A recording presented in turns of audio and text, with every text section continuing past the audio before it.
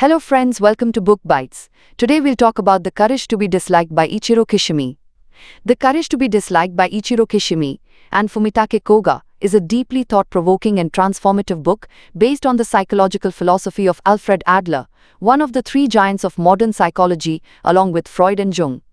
Written as a Socratic dialogue between a wise philosopher and a skeptical young man, the book explores the fundamental human concerns of happiness, freedom, and the fear of being rejected or disliked by others. Unlike many psychology books that present facts and theories, this book unfolds as a continuous conversation.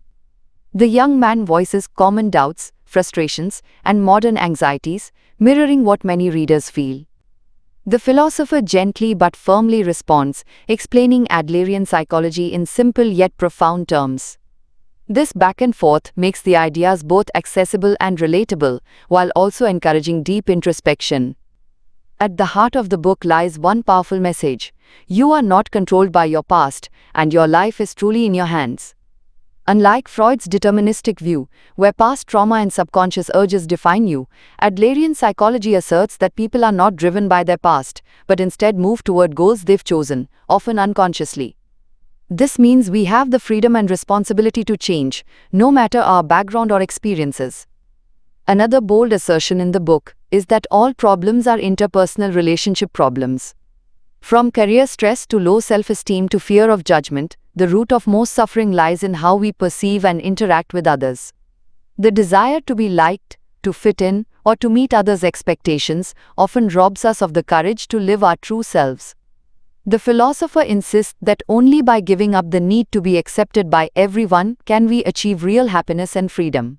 Perhaps the most challenging idea for many readers is that we are often the ones choosing our own unhappiness. This doesn't mean pain or difficulty is our fault, but rather that we sometimes use suffering as an excuse to avoid change, responsibility, or discomfort. For example, someone might stay in a miserable job or relationship because they believe they can't leave, when in reality, they are afraid of the unknown or unwilling to face the consequences of their choices. The book also explores themes of encouragement, equality, separation of tasks, and living in the present. Adlerian psychology promotes the idea that every individual has equal worth and the potential to contribute to others. By focusing less on competition and comparison, and more on contribution and community, we can escape the trap of inferiority and begin living more authentic, fulfilling lives. Lastly, The Courage to be Disliked emphasizes the importance of courage, not just to take action, but to face being disliked, misunderstood, or even rejected. True freedom lies in being okay with not being liked by everyone. When we stop living for others' approval, we begin to live for ourselves, not selfishly, but honestly. This book is not just philosophy or psychology, it's a manual for emotional independence and personal transformation. It challenges deeply held beliefs and inspires radical self-acceptance. Let's explore the concepts of the book, breaking them down point by point, and refining the explanation to ensure clarity and precision. Point 1. You are not determined by your past, you choose your life. One of the most revolutionary ideas presented in The Courage to be Disliked is that your past does not determine your future. This stands in stark contrast to Freudian psychology, which suggests that people are largely the product of their upbringing, traumas, and unconscious desires. In Adlerian psychology, as explained by the philosopher in the book, we are not driven by causes like past experiences, but instead by goals that we have chosen, often unconsciously. This concept is known as teleology, the belief that human behavior is guided by purpose or goals, rather than being the inevitable result of past events. In simpler terms, it's not what happened to you that matters most, it's the meaning you assign to it and what you choose to do about it. Let's take an example. Imagine a person who is shy and avoids social situations. A Freudian explanation might be, she had a strict or critical parent, so she learned to fear judgment. But an Adlerian perspective would ask, what is she trying to achieve by avoiding social situations? Is she using shyness as a way to avoid rejection or embarrassment? The answer often reveals a goal. Perhaps she wants to avoid getting hurt or feeling inferior, and so she chooses isolation as a strategy. The key word here is choice. Adler believed that people are not passive victims of their past, but active agents who are constantly interpreting life and making choices based on those interpretations. The idea is that you are not your past, you are what you decide to become. This is both liberating and intimidating. It means that no matter what hardships, traumas, or failures you've experienced, you still have the power to decide who you will be today. But it also means that you can no longer blame your past for your present circumstances. That's a heavy truth for many people to accept.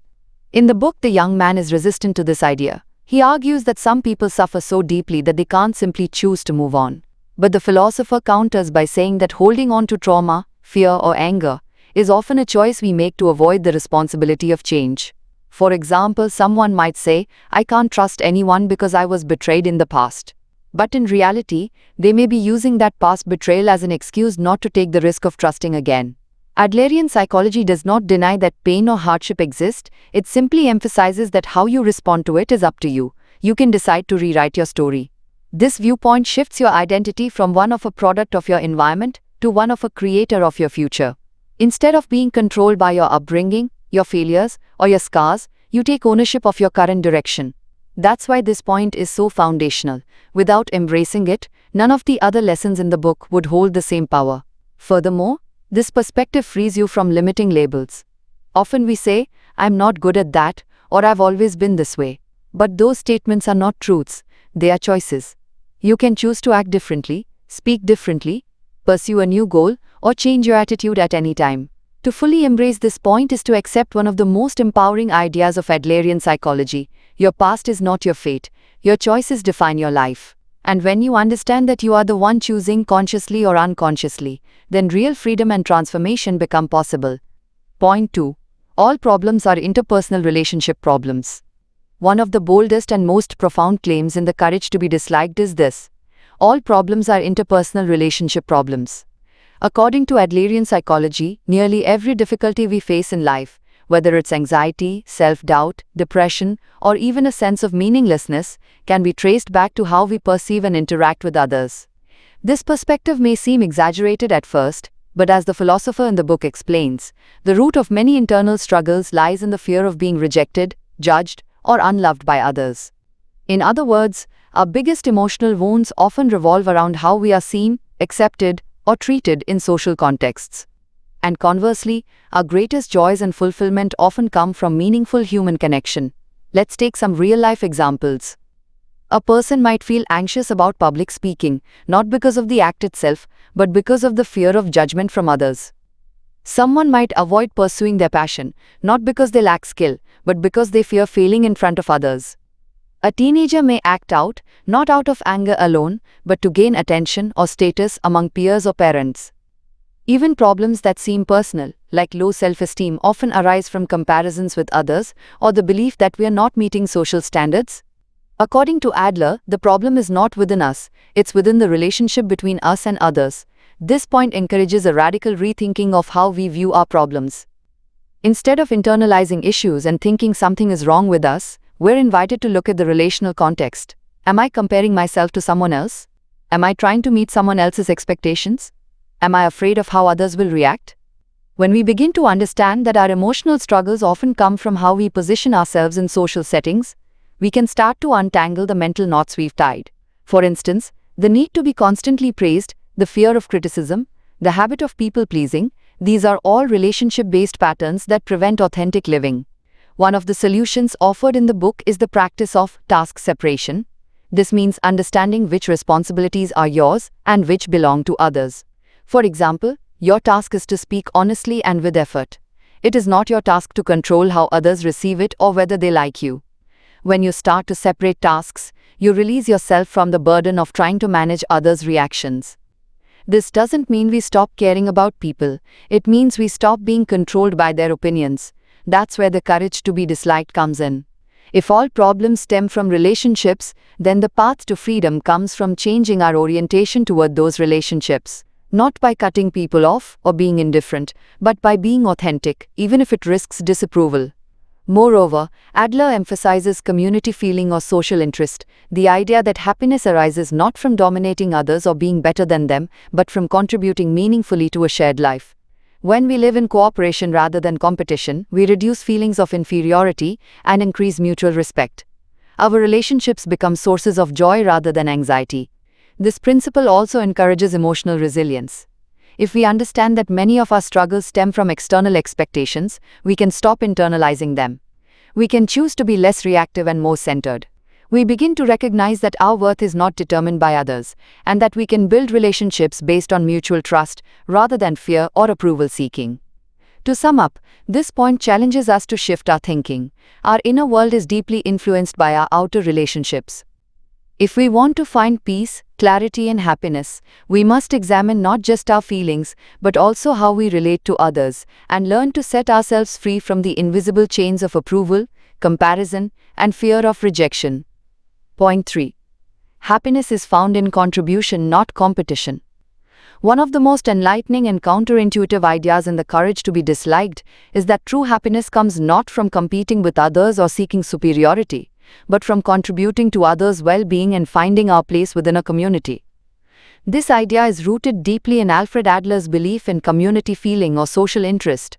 In today's world, many people grow up believing that life is a race. We are constantly encouraged to outperform, outshine, and outrun others, in school, in work, even in personal appearance or social status. From a young age, we are conditioned to believe that being better than others equals success, and that success leads to happiness. But Adler turns this idea upside down. According to him, the more we compete, the more isolated we become. Competition creates winners and losers, and it fosters comparison, jealousy, fear of failure, and constant dissatisfaction. Even if you win, you can never rest, because there is always someone else to beat, and if you lose, you may feel worthless or inferior. In the book, the philosopher explains that this chase for superiority is a trap. When we live to surpass others, our self-worth becomes dependent on their failure. This breeds resentment, loneliness, and anxiety. On the other hand, happiness arises when we shift our mindset from how can I win to how can I contribute. Contribution means doing something that benefits others, even in small ways. It could be helping a friend, supporting your team at work, caring for your family, or simply sharing your honest self with the world. When we feel that we are useful and that our presence matters to someone or something beyond ourselves, we gain a deep sense of fulfillment. This is what Adler called the feeling of community, knowing that you are a valuable part of a larger group. You are not alone, and your efforts, no matter how modest, are meaningful. It's not about fame, wealth, or beating someone else. It's about being needed, being useful, and feeling connected. Let's look at an example. Two people work at the same job. One is obsessed with getting promotions, outshining colleagues, and proving he's the best. The other focuses on doing good work, helping teammates, and improving customer experience. Who is more likely to feel lasting satisfaction? According to Adlerian psychology, the second person, because they find joy in contribution, not comparison. This shift from competition to contribution also heals the inferiority complex many people carry. Often we feel inadequate because we believe we are not as good as someone else, less intelligent, less attractive, less successful. But Adler teaches that everyone has equal worth. We each have different strengths and ways to contribute. When we stop comparing, we stop suffering. Resat Fopalo, the book encourages readers to stop asking, "Am I better than others?" and start asking, "What can I do for others today?" This change in question transforms your daily life. You stop seeing people as rivals and start seeing them as fellow travelers.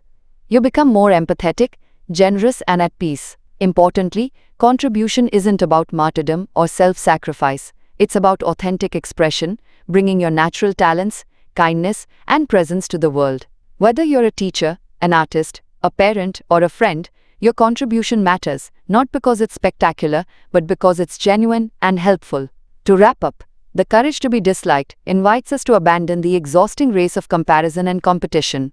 It shows us a calmer, more meaningful path, one where we find happiness by connecting with others and offering what we can. In that offering, we find not only joy, but also purpose and peace. Point 4. Separation of tasks. Learning what is and isn't your responsibility. A key concept in The Courage to be Disliked, one that offers immense clarity and peace, is the idea of separation of tasks. This concept, rooted in Adlerian psychology, helps us to understand what responsibilities in life actually belong to us and which ones do not. By learning this distinction, we can stop trying to control others, reduce our stress, and live more freely and authentically. Let's begin with the basic definition. A task is a responsibility or duty that leads to a certain result. In any interaction or situation, there are different tasks involved, and the most important question we should ask ourselves is, whose task is this? For example, You may speak honestly to a friend, but whether or not they agree with you is their task, not yours. You can raise your child with love and care, but whether or not they grow up to follow your advice is their task. You might help a colleague at work, but whether they appreciate it or not is their reaction, and that too is their task. This idea becomes powerful once we realize how often we involve ourselves in others' tasks, trying to influence, manipulate, or carry burdens that were never ours to begin with. We try to make people like us, make others behave as we wish, or even take on their emotional reactions. When we do this, we lose sight of our own freedom and peace of mind. The philosopher in the book explains that most interpersonal conflict stems from violating this boundary.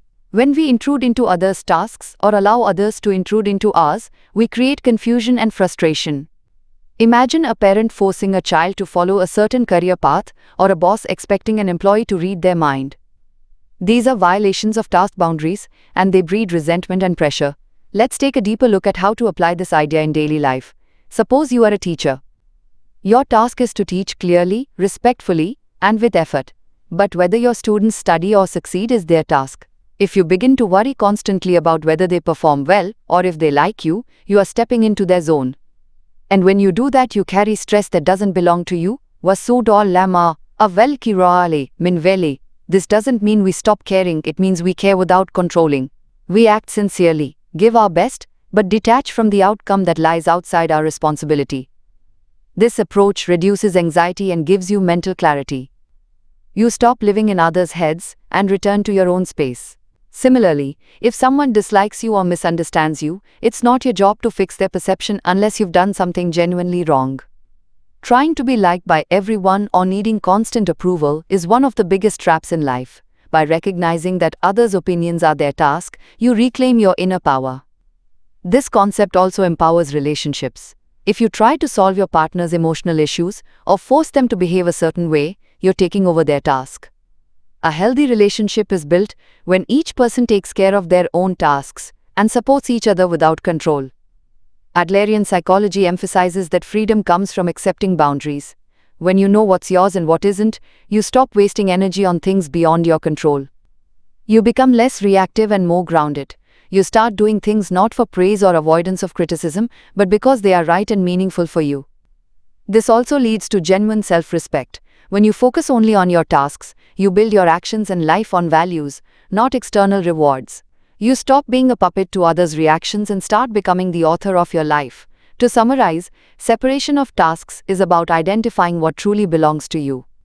Your thoughts, choices, effort, and intentions are yours. Others' reactions, decisions, and emotions are theirs. Once you understand this boundary, you create emotional peace, healthier relationships, and personal freedom. Point 5. Life is not a competition. Stop seeking recognition. One of the most liberating ideas in The Courage to be Disliked is that life is not a competition, and we do not need to constantly seek recognition, praise, or validation from others to prove our worth. This concept challenges a deeply ingrained mindset in modern society, where we often measure ourselves by how others perceive us.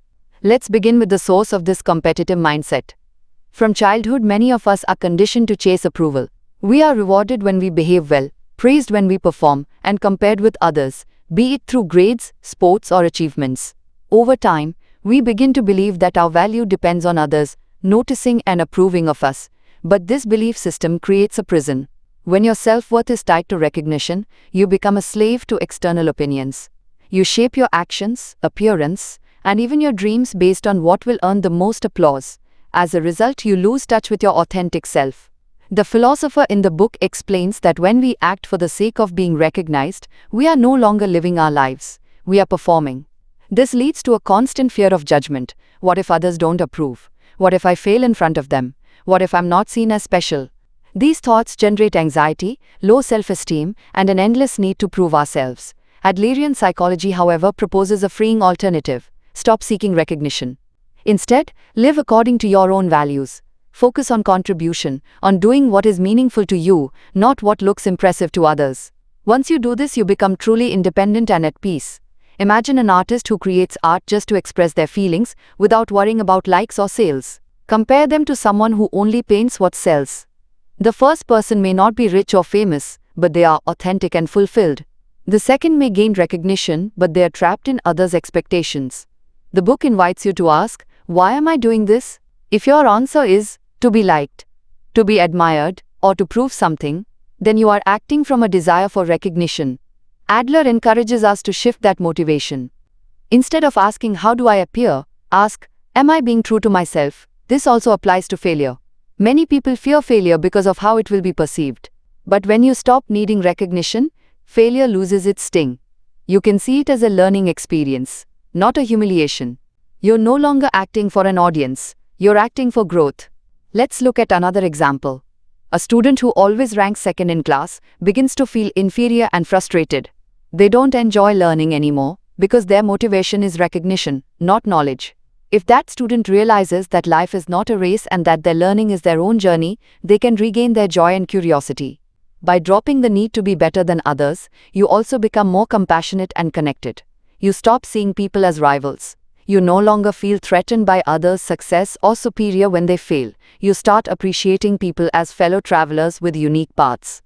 Adlerian philosophy teaches that recognition is a desire born from a sense of inferiority.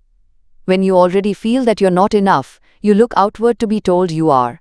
But when you realize that you are inherently valuable just as you are, you no longer need applause to feel worthy. That doesn't mean you reject compliments or praise, but you don't depend on them. Your motivation becomes intrinsic. You do what is meaningful, helpful, or joyful, and recognition becomes a byproduct, not a goal. To sum up, the courage to be disliked teaches that true freedom and happiness come when you stop living for recognition. Life is not a competition, and you don't need to prove your worth to anyone.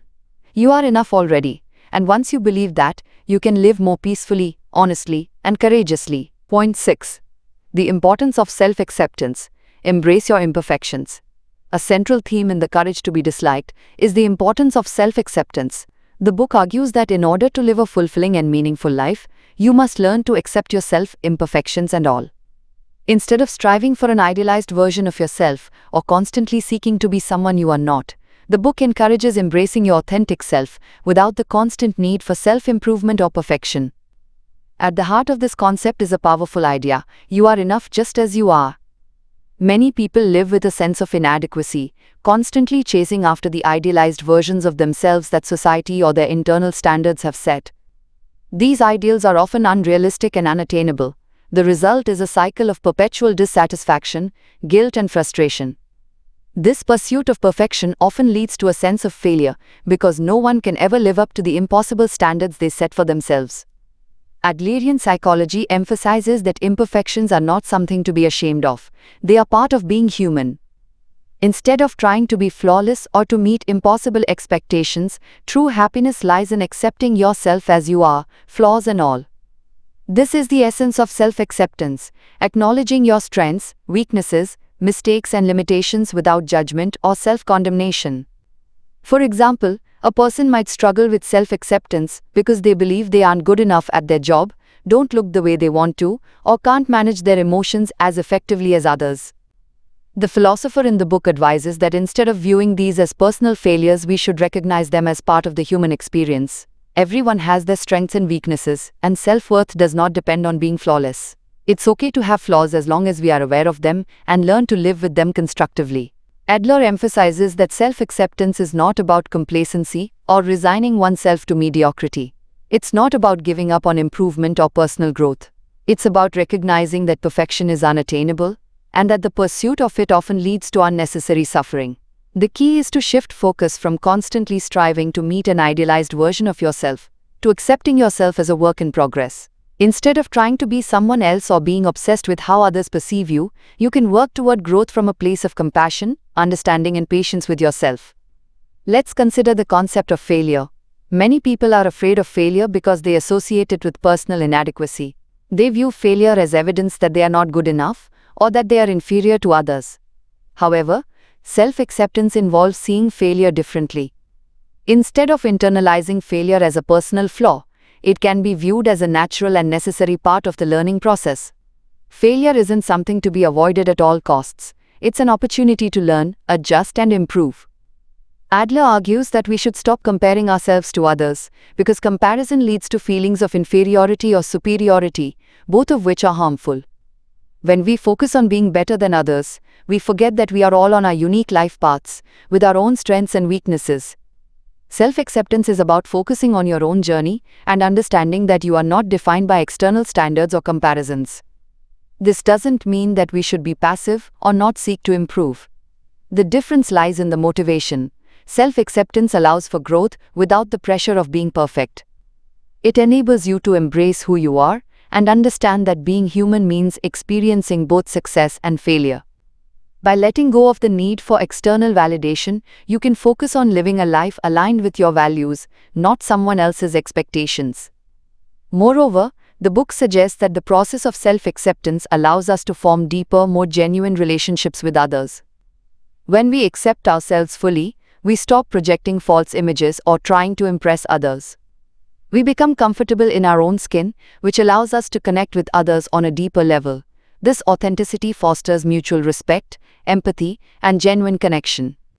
In conclusion, The Courage to be Disliked teaches us that self-acceptance is the foundation of a meaningful and happy life. Embracing your imperfections, learning from mistakes, and living authentically can help you develop a healthy relationship with yourself. This self-compassion allows for growth, peace of mind, and ultimately fulfillment. Rather than trying to meet unattainable standards, true freedom lies in accepting yourself exactly as you are, knowing that you are enough. Point 7. The role of courage. Facing the fear of rejection. In The Courage to be Disliked, one of the most powerful and challenging concepts is the role of courage in achieving personal freedom and happiness. The book emphasizes that courage is not the absence of fear, but rather the ability to face fear head-on, especially the fear of rejection, failure, or not being accepted by others. At its core, the book argues that living authentically, embracing your true self, making decisions based on your values, and refusing to conform to societal expectations requires immense courage. It requires the courage to stand up for yourself, even when it means facing disapproval or rejection from others. The fear of rejection is often one of the biggest barriers to personal growth and self-expression. Many people avoid doing things that are true to them because they worry about being judged or ostracized. The fear of rejection is a natural evolutionary fear. Humans are social creatures, and historically exclusion from the group meant survival risks. As a result, we are wired to care about what others think of us. However, this primal fear often holds us back in modern society, especially in situations where belonging is not at risk. Adler, the psychologist behind the book's philosophy, teaches us that the fear of rejection can be overcome through the practice of courageous living. To understand the importance of courage, consider a simple example. A person might avoid speaking up at work because they fear that their ideas will be dismissed or ridiculed. They may keep quiet in meetings, even though they have valuable contributions to make. However, this fear of rejection keeps them from growing and expressing their true opinions. Adler argues that in order to live fully, we must learn to confront our fears of rejection and express ourselves without fear of judgment. In the book, the philosopher suggests that you should ask yourself, why am I afraid of rejection? The answer often lies in our desire for external validation and the need to feel accepted by others. This is where courage comes in. Courage is the ability to be true to yourself despite the fear of not being accepted. It is the understanding that you don't need everyone's approval to lead a meaningful and authentic life. The reality is that no matter how hard you try, there will always be people who disagree with you or don't like you. The key to overcoming this is not seeking perfection, but understanding that it's okay to be disliked by some people. This is a profound shift in perspective. Rather than avoiding rejection or shaping yourself to fit into others' expectations, Adler suggests that you should accept rejection as a part of life. It is inevitable, and in fact, it's often a sign that you are standing firm in your authenticity. When you embrace the possibility of rejection, you free yourself from the pressure to please others, and you gain the power to make decisions based on your own values and desires. The book explains that this courage to face rejection is tied to the freedom to live without the need for external approval. When you stop seeking validation from others, you begin to make choices that align with your true self, not the version of yourself that others want you to be. This freedom is incredibly empowering because it gives you the ability to pursue goals and dreams that are genuinely important to you, without the constant worry of what others might think. This courage also extends to relationships. Many people stay in relationships or continue behaviors that are unhealthy simply because they fear rejection or loneliness. Adler teaches that the courage to be disliked involves making choices that prioritize your own well-being and personal growth over the fear of being alone or unsupported. This doesn't mean acting selfishly or neglecting others, but it means being true to yourself and not letting the fear of rejection dictate your choices. In practical terms, facing the fear of rejection means stepping out of your comfort zone. It might involve speaking your truth, even when it's uncomfortable. Ending relationships or situations that no longer serve you, even if others disapprove. Pursuing your passion or career path, even when others doubt your potential. Expressing yourself authentically, without constantly seeking others' approval. The more you face rejection and still move forward with courage, the more you build your resilience. Each instance of confronting fear without backing down strengthens your sense of self and brings you closer to living a life that aligns with your values. Ultimately, Adlerian psychology suggests that the fear of rejection is rooted in our dependency on others for validation. To overcome this, we must develop inner strength and a belief in our own worth that is independent of others' opinions. The book argues that true freedom comes from embracing your authentic self, regardless of the opinions or judgments of others. Courage is about living a life of integrity and authenticity, even when it means facing disapproval or rejection. Point 8. The power of separation of tasks. Focus on what you can control. One of the key principles in the courage to be disliked is the concept of separation of tasks. This principle is rooted in the idea that many of our anxieties and struggles in life stem from taking responsibility for things that are not within our control. Adlerian psychology emphasizes that, in order to live peacefully and authentically, we must learn to clearly distinguish between what is our task and what belongs to others. The separation of tasks is about recognizing the boundaries between your responsibilities and the responsibilities of others. Too often we take on tasks or worries that don't belong to us, and as a result we become overwhelmed, stressed or frustrated. For example, a person may feel responsible for making sure others are happy, or they might feel that they must always meet the expectations of family, friends or colleagues. However, the happiness or emotional well-being of others is not our responsibility, it is theirs. Adler argues that one of the main sources of anxiety in life comes from taking on too many tasks that are outside of our control and consequently becoming too involved in others' lives and problems. People often try to change or influence others, thinking that their behavior will somehow improve the situation. But the truth is that other people's actions, feelings and decisions are their responsibility, not ours. This concept of the separation of tasks is liberating because it helps you to focus your energy on what you can control rather than expending mental and emotional energy on things beyond your reach. What you can control are your own actions, attitudes, and decisions. The more clearly you can define the boundaries of what is your task and what is another's, the more peace of mind you will have. Let's illustrate this with an example. A parent might feel a constant sense of duty to manage their child's emotions or make sure they are always happy and content. However, while it is natural for a parent to care for their child, the parent cannot control their child's emotions. Emotions are personal to the child, and it is ultimately the child's task to learn how to manage their feelings. A parent's task is to provide a nurturing environment, but not to take on the burden of dictating the child's emotional state. Similarly, in relationships, people often try to change others, whether it's a partner, friend, or colleague, believing that their influence can improve the situation. But as the book suggests, the only person you can change is yourself. The task of changing others is their responsibility, not yours. If you accept that you cannot control other people's behavior, you free yourself from the frustration of trying to do so. You focus on your own growth, actions, and responses, rather than trying to manipulate or change others. The separation of tasks also applies to expectations. Many of us carry the burden of expecting too much from others or trying to live up to others' expectations. But when you focus on your own tasks, you realize that you cannot meet everyone's expectations, and you shouldn't try to. The book advises that living authentically means making choices based on your own values and principles, not based on fulfilling someone else's desires or demands. This idea can be liberating because it takes the pressure off trying to please everyone and instead encourages you to be true to your own needs. This principle also applies to work. In many professional settings, people take on the responsibility of trying to solve others' problems or meet others' demands to an extent that overwhelms them. However, the book argues that we should focus on doing our own tasks well and set healthy boundaries with others.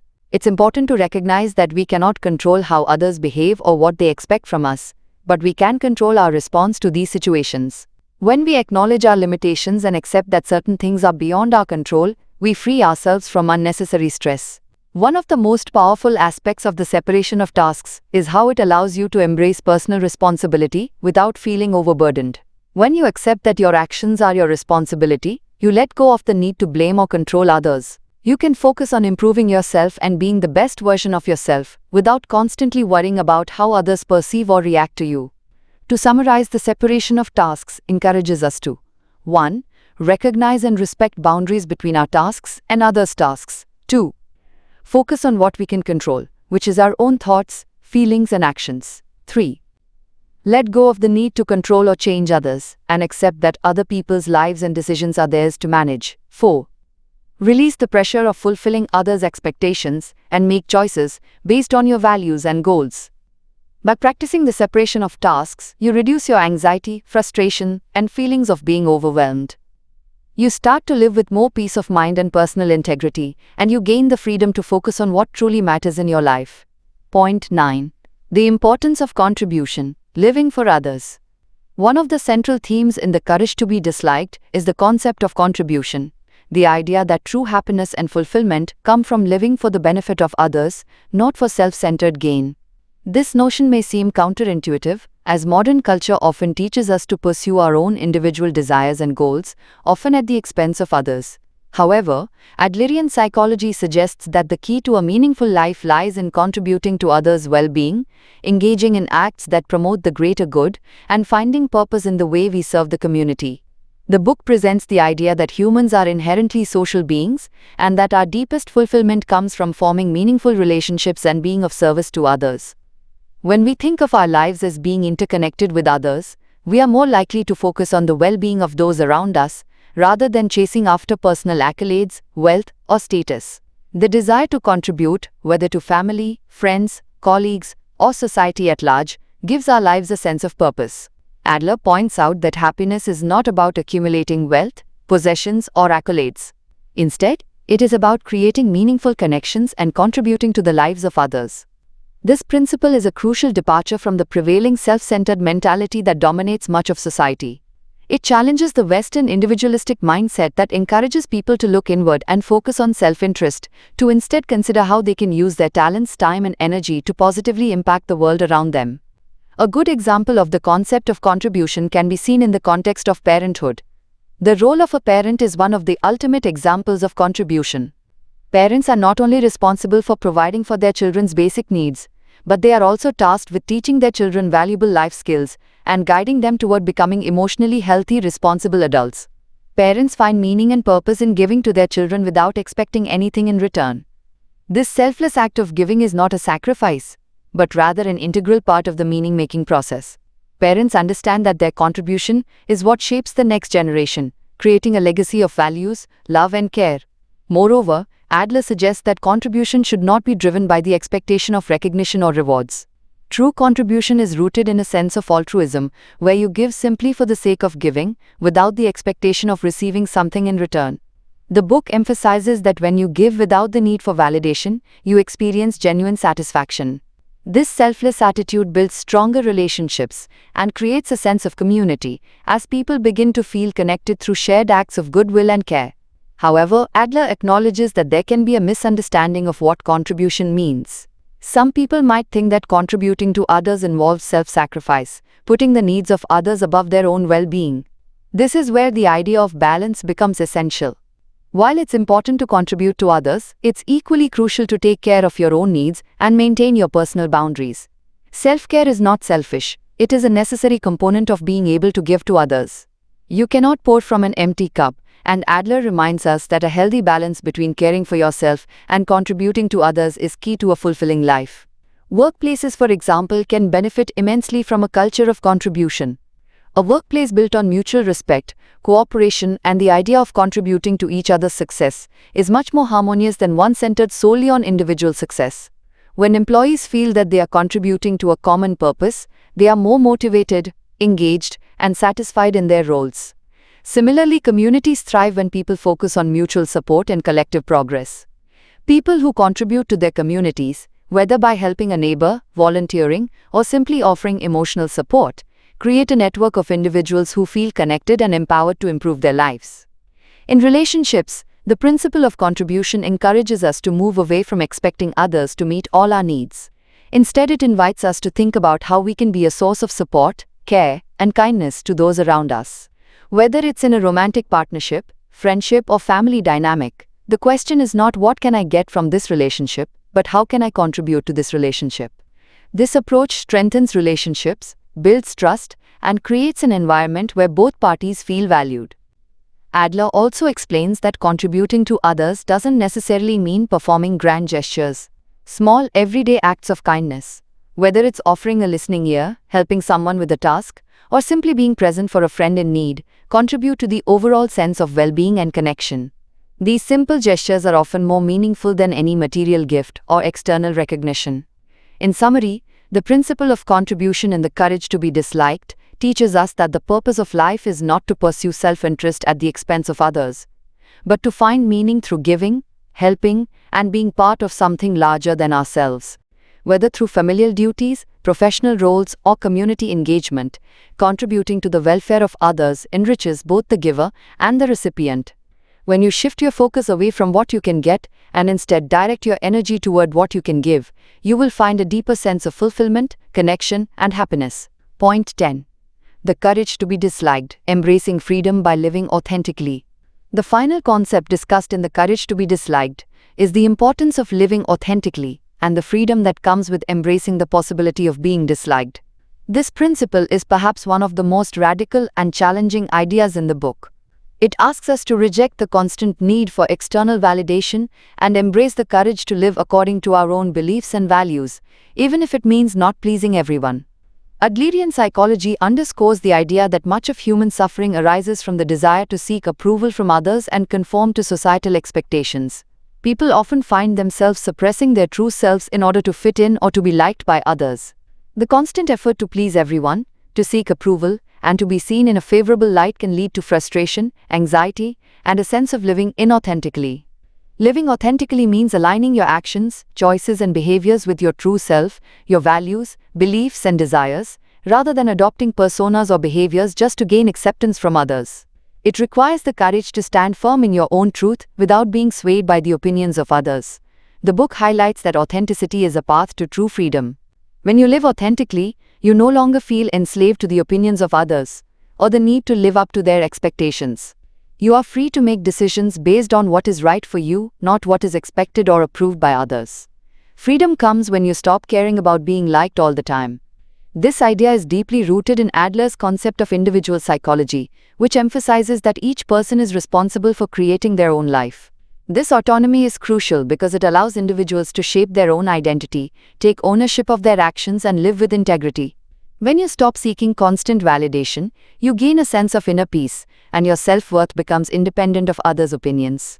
The courage to be disliked also comes from recognizing that it's impossible to please everyone. People have different opinions, preferences, and expectations, and no matter how much effort you put into meeting their needs, there will always be someone who disagrees or disapproves. Therefore, trying to earn the approval of everyone is not only unrealistic but also emotionally exhausting. Trying to please others all the time often leads to a loss of self-identity and resentment, as you become a person who is always changing to fit into others' molds. By embracing the idea of being disliked, you free yourself from the shackles of people-pleasing behavior and fear of judgment. You start to realize that it's okay not to be liked by everyone. Not everyone is going to agree with your choices, and that's completely acceptable. What truly matters is your own peace of mind and staying true to yourself, regardless of others' reactions. This point leads to a fundamental truth. To live authentically is to risk rejection. But rejection is not the end of the world, it's simply a part of life. In fact, being disliked or rejected by others can be a sign that you are living authentically and following your own path. The more you embrace your true self, the more likely you are to attract people who appreciate you for who you are rather than for who you pretend to be. Living authentically also means letting go of the fear of failure. Many people hesitate to take risks or follow their dreams because they fear being judged or rejected. The fear of failure and the desire to be liked can paralyze us, preventing us from living fully. However, when we accept the possibility of failure and rejection, we release the pressure to be perfect and open ourselves up to new opportunities, growth, and self-discovery. In relationships, this principle is particularly powerful. Healthy relationships are built on the foundation of mutual respect and acceptance, not on trying to please or manipulate others. When you live authentically in relationships, you are not afraid to express your true thoughts, feelings, and desires. You understand that it's okay if your partner, friends, or family members don't always agree with you. Authentic relationships are grounded in honesty and trust, where both parties can be their true selves without the fear of rejection or judgment. Moreover, Adler reminds us that there is no need to compare ourselves to others. Comparison breeds insecurity, and when we constantly compare our lives, successes, and decisions to those of others, we lose sight of our own unique path. Living authentically involves embracing our own journey, knowing that everyone's life is different, and focusing on what matters most to us personally, rather than seeking to conform to society's standards. In summary, the courage to be disliked is the foundation for true freedom. It allows you to break free from the chains of societal expectations and live a life based on your own values. It involves embracing the risk of rejection, knowing that the rewards of living authentically far outweigh the discomfort of being disliked by some people. When you stop caring about being liked by everyone, you open the door to personal growth, fulfillment, and genuine happiness. Conclusion. The Courage to be Disliked by Ichiro Kishimi and Fumitake Koga is a thought-provoking exploration of how we can achieve happiness, freedom, and peace by living authentically and letting go of the need for approval from others. Rooted in Adlerian psychology, the book challenges many societal norms and offers an alternative approach to achieving a fulfilling life. The book emphasizes the importance of taking responsibility for our own lives. Adlerian philosophy teaches that we are not bound by our past experiences, nor are we the victims of our circumstances. Instead, we have the power to shape our future by taking control of our reactions and making deliberate choices. This idea of personal responsibility is liberating because it allows individuals to realize that they have the ability to change their lives at any moment, regardless of what has happened before. Another key takeaway from the book is the concept of separating tasks. By distinguishing between what is within our control and what belongs to others, we can reduce unnecessary stress and focus on what truly matters. By not meddling in the tasks of others, we can cultivate healthier, more fulfilling relationships. This principle, while challenging at first, encourages individuals to focus on their own growth without the burden of trying to change or control others. The idea of contribution also stands out in the book. It reminds us that true happiness comes not from self-centered pursuits, but from serving others and being part of a community. Whether it's through family, friendships, or work, contributing to the welfare of others creates a deep sense of purpose and fulfillment. The joy of giving, without the expectation of receiving anything in return, is what ultimately makes life meaningful. Ultimately, the courage to be disliked is a central theme in the book. It encourages readers to live authentically, without fear of judgment or rejection. True freedom comes when we are not enslaved by the opinions of others. By embracing this courage, we free ourselves from the constant need to please others and are able to live according to our own values and desires. The book teaches that we must embrace rejection in order to live with integrity and authenticity. In conclusion, The Courage to be Disliked offers profound insights into living a fulfilling life. It encourages readers to take ownership of their lives, build meaningful connections, and live with authenticity. By letting go of the need for validation and focusing on contributing to others, we can achieve genuine happiness and personal growth.